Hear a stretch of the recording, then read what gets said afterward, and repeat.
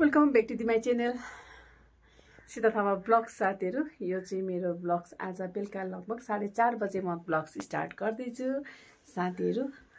यहाँ आशा छ यहाँहरु सबैजना सन्चै हुनुहुन्छ होला। यहाँहरु कुशल मङ्गलको म कामना पनि गर्दछु साथीहरु। अहिले बेलुकाको 4:30 भइसकेको छ।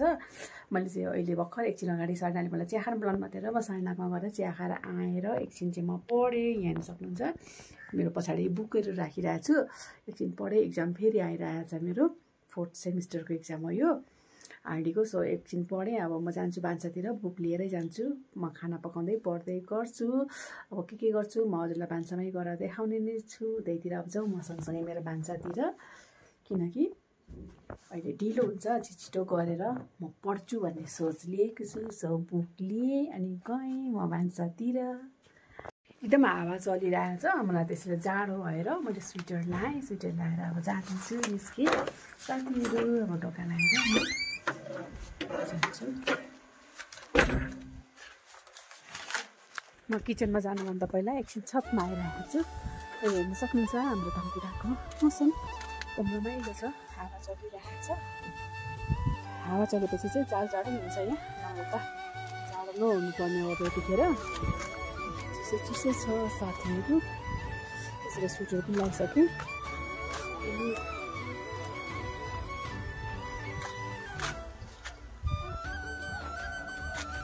अब गएँ म भान्सातिर डाइरेक्ट।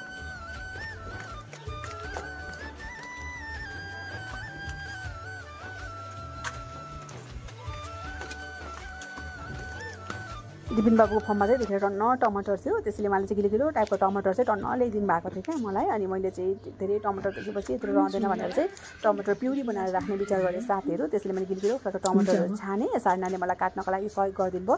यसको लागि टमाटरलाई मजाले पखाल्नुपर्छ साथीहरू। टमाटरको माथिको भाग फेक्ने अनि टमाटरलाई मसिनो गरेर काटिराख्नु पर्दैन। नराम्रो छ भने छानेर काट्नुपर्ने हुन्छ। अनि त्यसपछि यसलाई मैले चुलोमा बसाइदिएँ साथीहरू। लगभग 40-45 मिनट चाहिँ मजाले पकाउनुपर्छ क्या, पानी नराखिकन। यसको पानी मर्ने गरी सबै त मर्दैन साथीहरू। ब्लग साथीहरू आज चाहिँ यहाँहरू सबैजना सन्चै हुनुहुन्छ होला भन्ने चाहिँ ठिकठाक छु। म उठेर सावर लिइसकेको छु। यतिखेर चाहिँ म आउँदैछु यतापट्टि। यता पनि म अहिले एकचोटि गइसकेको। घर सरसफाइ गरिसकेको छु। मैले खानाको लागि रेडी गरिराखेको छु। सिनामन वाटर मधु जुन अहिले पहिला पनि मैले खान्थेँ होइन। डक्टरले नै मलाई चाहिँ प्रेस्क्राइब गर्नुभएको थियो। खाँदै थिएँ, राम्रो पनि गर्दै थियो। बिचमा छोडेको थिएँ। अब फेरि म यसलाई कन्टिन्यू गर्न गइरहेको छु। हेर्न सक्नुहुन्छ म खाँदैछु सिनामन वाटर। आज फेरि एकदम धेरै जाडो छ साथीहरू। त्यसैले मैले हाई नेकसम्म लगाएको छु। यहाँ हेर्न सक्नुहुन्छ आज हाम्रो धनकुटाको मौसम कस्तो छ म देखाउँछु हजुरहरूलाई। पानी परिरहेछ सिम पानी पर्दैछ साथीहरू। आज यहाँ चाहिँ धेरै लामो समयपछि पानी पर्यो। म देखाउँछु हजुरलाई आजको हाम्रो मौसम।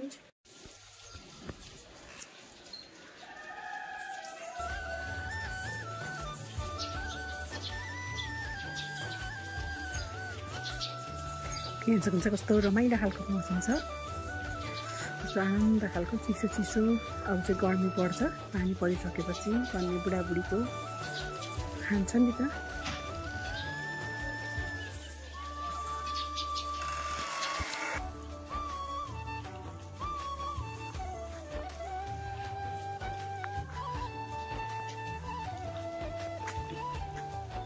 चिया पनि खानुपर्छ। अनि एकछिन बेड कभरहरू चेन्ज गर्नु छ।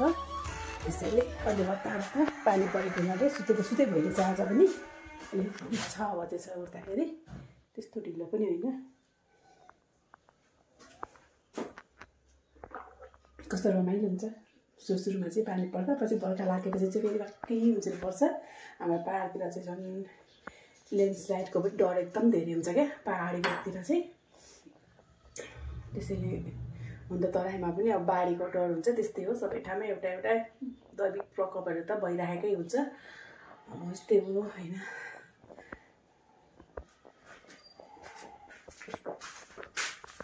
म चिया बसाउँछु साथीहरू। मैले सरलाई पनि राखिदिइरहेको छु सिनामन वाटर। नि हाल्नु चाहिँ म छिट्टो उठ्नु सकिनँ नि त आज। त्यसैले नभए खाएरै जानुहुन्छ सबैले।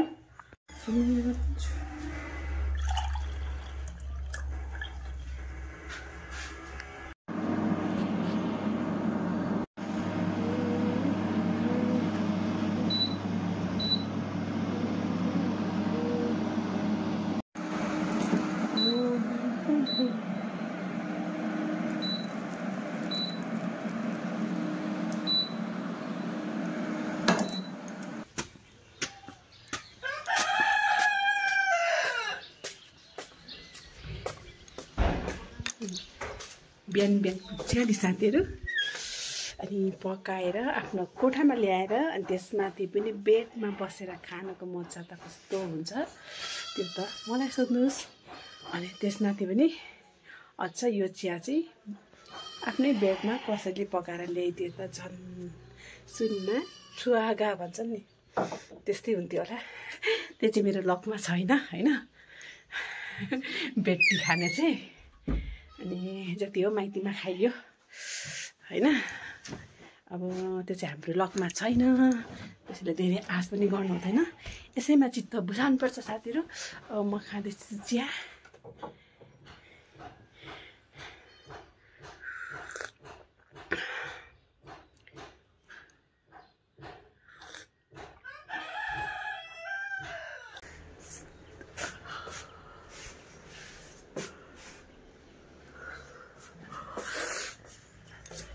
Now I am going to kitchen.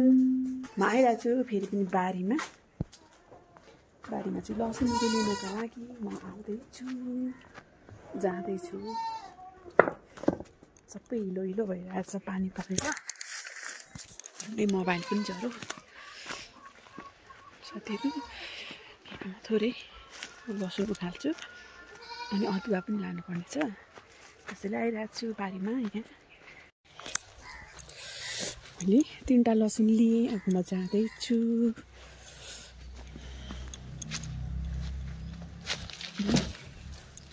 हेर्न सक्नुहुन्छ कस्तो भइरहेको छ अहिले। पानी परेर सबै भिजेको छ। हिजो चाहिँ टमाटर प्युरीलाई चाहिँ टमाटर चाहिँ बफाउँदाखेरि नै रात परेको हुनाले चाहिँ मैले त्यतिकै त्यसलाई छोडिदिएको थिएँ। बिहान चाहिँ फेरि मेरो मिक्सचर बिग्रियो क्या साथीहरू। त्यसैले मैले सरनाकामा लगेर मजाले पिस्नु पर्यो भनेर सरनाकामा गएँ र सरनाले पिस्दिनु भयो। यहाँ हेर्न सक्नुहुन्छ सरना पिस्दिँदै हुनुहुन्छ साथीहरू। यसलाई पिसिसकेपछि अनि फेरि यसलाई पकाउनुपर्छ। तर यसलाई खासमा चाहिँ के गर्नुपर्ने हो भने लामो समय हजुरले राख्ने हो भने चाहिँ यसलाई चाहिँ फेरि एउटा छान्नीमा राखेर छानेर चाहिँ अनि छानिसकेपछि त्यसलाई पकाउने हो। पाकिसकेपछि चाहिँ त्यसमा चाहिँ 2-3 चम्चा जति भ्यानिगर र 2 चम्चा जति चिनी थोरै 1 चिम्टीभर भन्छ नि आधी चम्चा जति चिनी नुन राखेर चाहिँ त्यसलाई अनि त्यो सेलाइसकेपछि फ्रिजमा हजुरले राखेर 3 महिनासम्म प्रयोग गर्न सक्नुहुन्छ। तर म चाहिँ चिनीहरू केही पनि एड गर्दिनँ भ्यानिगर पनि एड गर्दिनँ साथीहरू। म चाहिँ डाइरेक्ट यसलाई अब एकचोटि पकाउँछु मजाले अनि त्यसपछि यसलाई छान्दिनँ नछानिकन म राख्छु किनकि म 1 हप्ताभन्दा बढी यो चाहिँ चलाउँदिनँ। 1 हप्तासम्म यो मजाले चल्छ साथीहरू। यसपछि मैले लिएर आएँ घरमा र घरमा लिएर चाहिँ मैले सरेर एकचोटि पकाएँ मजाले। यो कस्तो मजाले पाक्छ क्या साथीहरू। यो पाकिसकेपछि अनि सेलाउँछ। सेलाएपछि यसलाई चाहिँ बट्टामा भरेर राख्नुपर्ने हुन्छ साथीहरू। तर हजुरलाई अझ मजाले पकाउनु मन छ केचपकै रूपमा चाहिँ गर्नु मन छ भने केचप बनाउनु मन छ भने चाहिँ हजुरहरूले चाहिँ यसलाई चाहिँ चिनी र भ्यानिगर हाल्न चाहिँ नबिर्सनु होला है। चाउमिनहरूमा त्यसरी पास्ताहरूमा खाँदा कस्तो मिठो हुन्छ क्या साथीहरू। त्यसरी पकाउनु भयो भने चाहिँ मैले चाहिँ त्यसरी गर्दिनँ। सब्जीहरूको लागि मात्रै हो। फेरि हाम्रोमा सुगर पेसेन्ट सबै भएकोले सुगर त नो बराबरै हो नि त हाम्रोमा। कसै चिनीहरू खानु न त्यसैले म चिनी एड गर्दिनँ साथीहरू। यहाँ मेरो रेडी भइसकेको छ। अब यसलाई म बट्टामा सेलाइसकेपछि बट्टामा भरेर राख्छु साथीहरू। यो चाहिँ अब 1 हप्ताका लागि चाहिँ म कन्टिन्यू यही मात्रै चलाउँछु साथीहरू।